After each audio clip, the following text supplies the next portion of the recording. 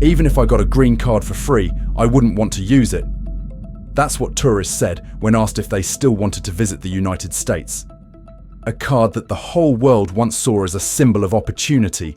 Now, even for free, it's not enough to keep those who only want to visit for a few days. 4.5 million tourists chose to turn away this year. New York missed out on billions of dollars in spending. Canada cut off nearly a third of its visitors to the United States. Europe and South Korea fell sharply. It's not because they hate America. It's because they no longer feel welcome when they step off the plane at a US airport.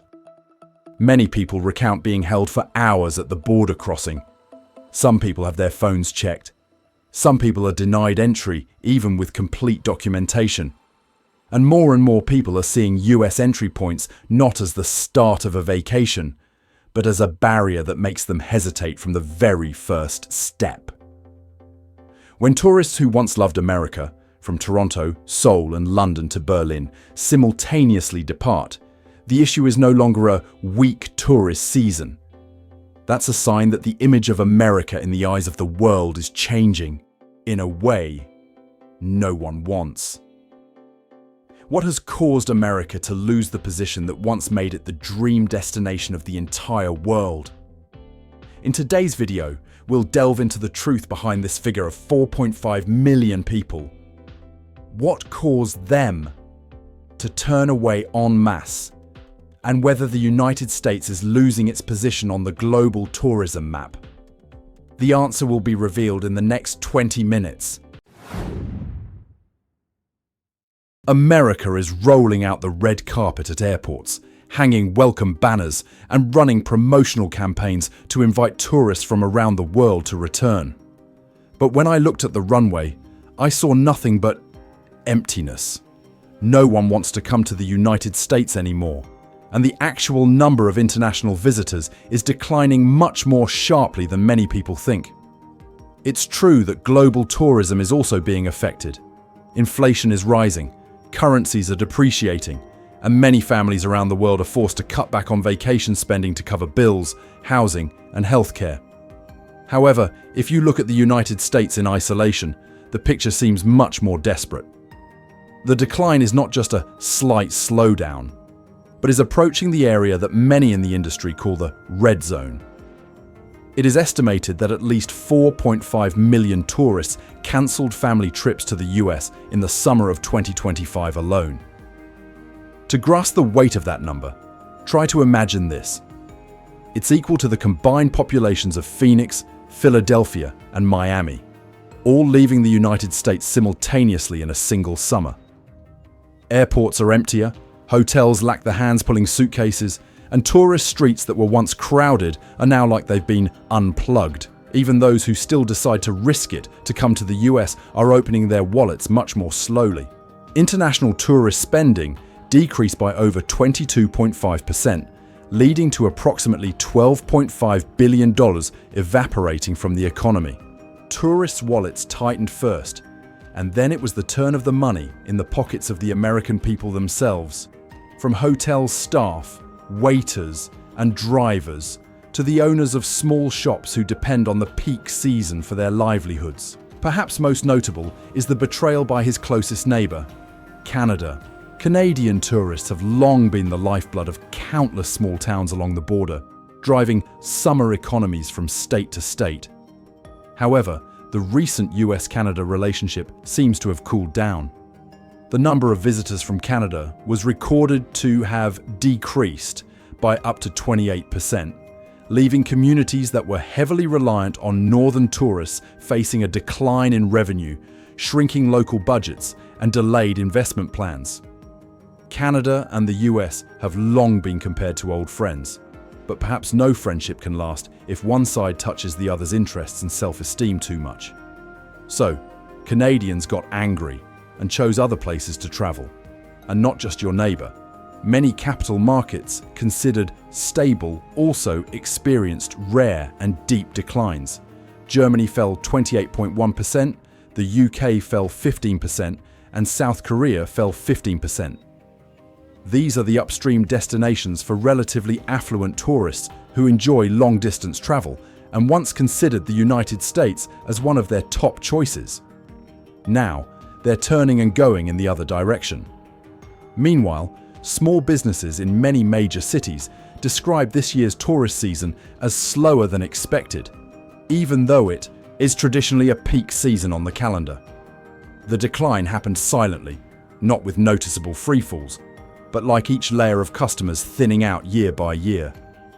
Many international tourists have cancelled their trips after reading travel warnings and negative experience stories, and have switched to places considered safer and more pleasant. All these signals seem to indicate that the United States is gradually losing its position as the world's default destination, and the rate of decline feels faster than the tourism industry itself can prepare for. More seriously, the flow is not just one way. Not only are there fewer tourists, but conversely, more and more Americans are starting to consider leaving their own home country. A recent survey shows that 42% of Americans have or are considering moving abroad. When a country no longer holds appeal for tourists and simultaneously loses the attachment of its own residents, it's no longer just a matter of a failed tourist season. If we want to understand why more and more people around the world are turning away in unison, perhaps we need to start where every journey to America first passes through: the border gate, which should be a welcome but is gradually becoming a wall. There's a paradox unfolding right at America's welcoming doorstep. What should be the starting point of a vacation is becoming the end of countless journeys. More and more countries, from Canada and Finland to Germany, France, the UK, Mexico and Denmark, are simultaneously issuing warnings to their citizens about travelling to the US. Those announcements spread quickly, no longer originating from a single area, but like a circle expanding on the water's surface, showing that the concern had become a global phenomenon. Many tourists say that as soon as they stepped off the plane, the first thing they felt wasn't the excitement of a new land, but rather the leaden atmosphere in the immigration area. There are people who are held for hours, even though they have complete documentation and a clear itinerary. They sat on the cold rows of seats, watching the clock tick by without anyone explaining why they had to wait. That feeling was like they were being called in for an interrogation, not stepping into a vacation. Some others were asked to hand over their phones or personal devices for inspection without being informed beforehand about the scope or reason. In a world where phones hold every aspect of a person's life, this request makes many visitors feel uneasy, fearing that their personal information will be examined, copied, or stored without their knowledge. There are cases where a valid passport, a ready return ticket, and a clear itinerary are all in place, yet entry is still denied. They could only turn away in confusion, carrying the perplexing question, "What did I do wrong?" And that very ambiguity spread, causing others, who had never set foot in the US, to begin wondering if they were at similar risk. Many travellers describe the US border crossing as a high-security checkpoint where the eyes of immigration officers are enough to make them feel scrutinised from the very first moment. Some people say they were treated like criminals just for answering a little slowly, a little nervously, or simply because they weren't used to the barrage of questions. What's remarkable is that these experiences don't usually happen when they visit other countries with similarly strict security standards. Some people recount that simply answering out of tune or appearing flustered immediately resulted in being asked to step back for further examination, disrupting their entire schedule. The trip they had been preparing for months turned into an endless series of waiting hours. In that atmosphere, the feeling of complete loss of control permeated every experience. Even if they follow all the procedures correctly, no one can be sure they will be allowed entry or be asked to return immediately. And when uncertainty becomes the first thing travellers think of, the border experience is not just a physical barrier, but also a psychological one. Not a few people admit that the scariest part of the entire trip wasn't the high cost nor the safety concerns in a big city, but rather the moment standing in front of the immigration counter. When you travel, the last thing you want to feel is fear. Therefore, the trend of cancelling trips or switching to other countries is starting from the moment they see the warnings, hear experiences from friends, or watch negative storytelling videos about US border crossings. Every review, every story, every experience held back for hours has been enough for many people to decide to cross the United States off their list. And if 4.5 million visitors this summer choose to turn away, it's probably not because they don't want to come to America anymore, but because they don't want to step through the door that makes them feel unwelcome. For decades, Canadians have considered driving across the US border a weekend routine. Shopping, visiting relatives, short getaways. But those familiar things seem to be becoming more distant. More and more Canadians are reporting that they are being called in for tense interrogations as soon as they present their passports, even if they are only going to the US to buy a few items or for a short vacation. Some people say that the unfriendly attitude of immigration officers makes them feel they are no longer considered close neighbours. Each of those individual experiences, as they spread across social media and within the community, gradually transformed into a wave.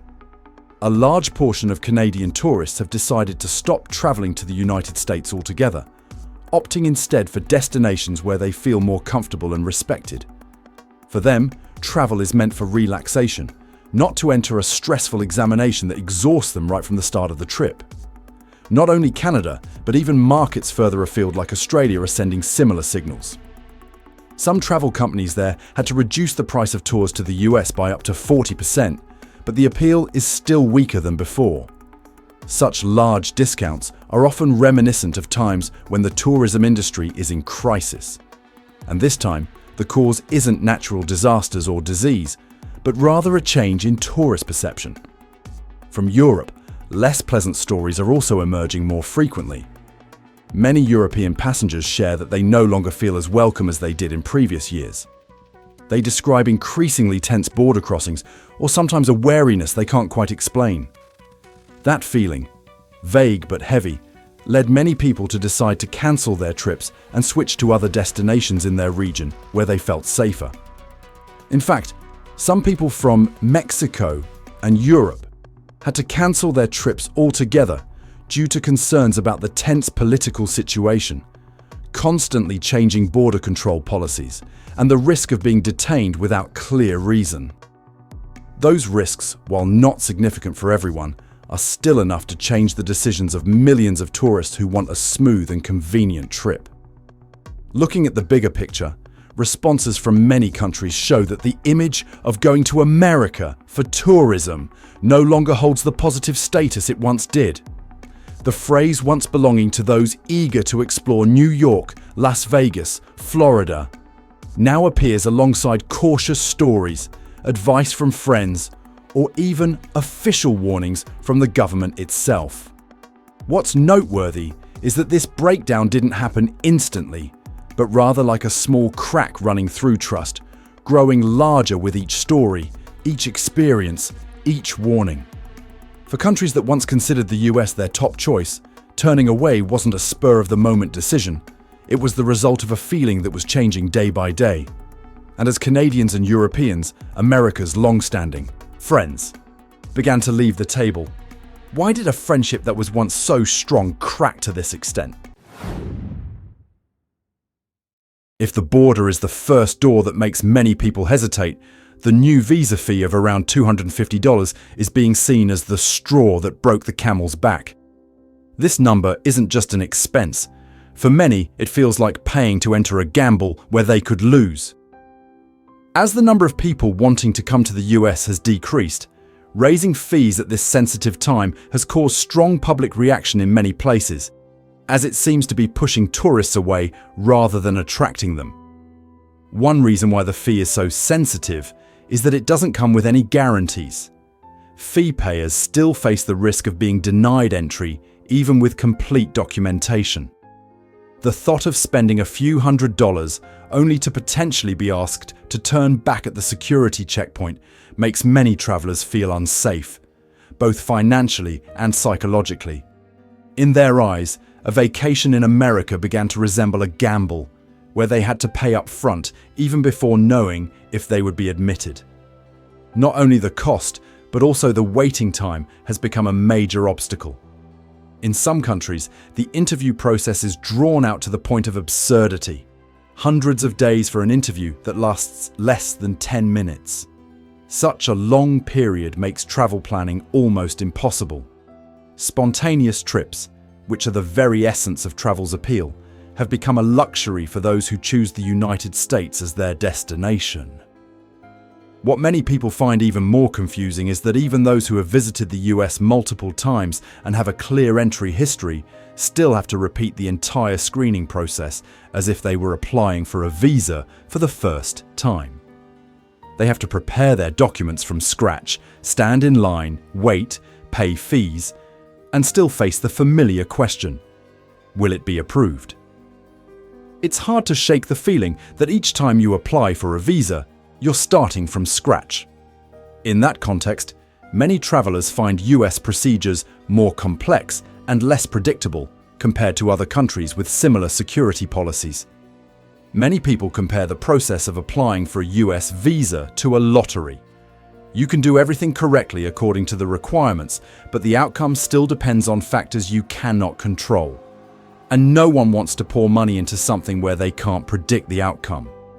And as these barriers pile up, high costs, long wait times, unpredictable processes, the risk of rejection, the question is whether people are still willing to spend $250 just to try their luck. Because sometimes what makes people turn away isn't that they don't want to come to America, but that America is making them feel unwelcome. If 4.5 million tourists have left, it seems the new visa fees are unintentionally closing a door that has long been heavy. While America grapples with heavy border doors and complex visa procedures, the world outside seems to be moving at a very different pace. Many regions, from Europe to Mexico, from Japan to Mediterranean coastal cities, are seeing a strong recovery in tourism after the pandemic. In some places, the number of international visitors has even surpassed pre-2020 levels, as if the airplanes and hotels there are experiencing a new golden age. And just as many countries are turning on the lights to welcome tourists, the United States, once the world's #1 destination, is struggling to find ways to keep every single one. But for tourists, the choice is no longer as limited as it used to be. They have too many destinations that are more pleasant, more accessible, and sometimes cheaper. Many Canadian tourists who used to drive across the border as a matter of habit are now choosing Mexico for their winter vacations. It's not because Mexico is better in every way, but because the entry procedures there are easier, the cost of living is more manageable, and most importantly, they feel welcome. There were no psychological barriers right from the airport. No need to wait months for an interview, and no feeling of being scrutinized for every answer like in the US. From Europe, the flow also shifted in a similar way. A large portion of European tourists are switching their tickets to Japan or Spain, places they feel are safe, foreigner-friendly, and offer diverse cultural experiences without sacrificing comfort. For many, it's not just a travel choice, but also a spiritual one, choosing a place that makes them feel relaxed, not one that makes them anxious. This change is immediately reflected in the world's skies. Many airlines are reporting extremely high demand for routes to Europe and Asia, while some routes to the US have had to be cut due to insufficient bookings. When flights are reduced, it's not just an airline issue. It's a clear sign that America's appeal is weakening. And if you walk into airport waiting areas in many countries this summer, you might see a clear picture. Gate calls to Europe, Asia and Mexico are heard constantly, while gates to the United States sometimes still have empty rows of seats. The image of American tourism, once so bright, now seems to be fading when compared to countries that are rising strongly. It's not that people have stopped loving America. It's just that the world has too many other options, and those options are currently easier, more comfortable, and less pressured. there's an increasingly clear truth that few dare to say out loud. It's not just international tourists leaving the United States. Americans themselves are also considering leaving. In recent years, the demand for information about immigrating abroad has increased so dramatically that many consulting groups have had to add extra guidance sessions, not for immigrants to the US, but for US citizens themselves who want to leave the country. Recent surveys show that 42% of Americans have considered moving to another country to find a more pleasant standard of living. That number isn't just a statistic, it reflects a widespread sentiment. The feeling that life in the country has become too expensive, too stressful, and too unpredictable. What was once considered impossible by the generation of the 70s and 80s, who always believed America was the ultimate destination, is now a serious option for both young and old. Among them, Gen Z is the group with the highest desire to leave, with a rate ranging from 53% to 63% depending on the survey you provide. A generation born in the internet era, witnessing crises throughout from 2008, the pandemic, inflation, and now rising living costs, is looking out at the world and wondering if the American dream is still meant for them. As the hope of buying a home becomes a distant dream and the burden of debt piles up year after year, finding a more breathable place no longer seems like a whim, but rather a matter of self-preservation. Not only young people, but also those who have nearly completed their life's journey are considering leaving. Some Americans have been and are moving to live in Mexico, Portugal, or Spain, places with more affordable healthcare, more pleasant housing costs, and a slower, friendlier pace of life. For them, the most important thing wasn't changing citizenship or starting over, but simply finding a place where they could breathe deeper, sleep better, and live out their remaining years without worrying that every medical bill could bankrupt them. Many people say that the pressure of life in America is much higher than before. This is evident in the size when talking about house prices, gas prices, health insurance, tuition fees, or even just the feeling of being too tired to keep up with the pace of society.